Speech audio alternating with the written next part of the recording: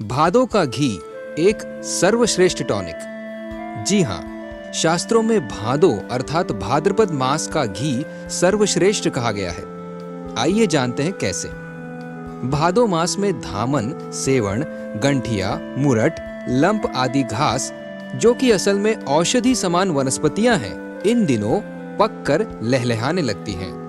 यदि समय पर वर्षा हुई है तो भूमि पर रोहिणी नक्षत्र की तपन से संतृप्त उर्वरकों से ये घास ऐसे बढ़ती है मानो कोई विस्फोट हो रहा है।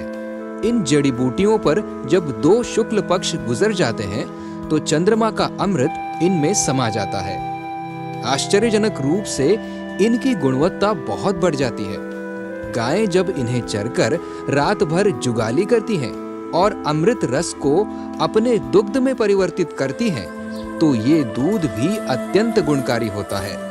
इससे बने दही को जब मथा जाता है तो पीलापन लिए मक्खन निकलता है और घी बनाया जाता है। इसे ही भादवे का घी कहते हैं। इसमें अतिशय पीलापन होता है। घी का ढक्कन खोलते ही 100 मीटर दूर तक इसकी मादक सुगंध हवा में तैरने लगती है। ये घी रामबाण औषधि के समान होता है। इसलिए ये आवश्यक है कि इस महीने के घृत को गाय के दूध से वैदिक विधि से या तो स्वयं घर पर बनाएं या किसी विश्वास पात्र व्यक्ति से ही लें, जिससे इसके गुणों का पूरा लाभ मिल सके।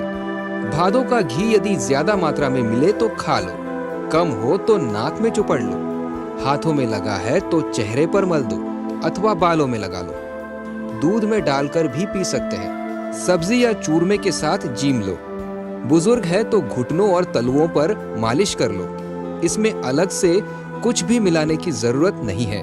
सारी औषधियों का सर्वोत्तम सत्व जो है इसमें। इस घी से हवन, देव पूजन और श्राद्ध करने से अखिल पर्यावरण, देवता और पितृ तृप्त हो जाते हैं। कहा जाता है कि इसका सेवन करने वाली विष्णोई महिला 5 वर्ष के उग्र सांड की पिछली टांग पकड़ लेती और वो चूं भी नहीं कर पाता था।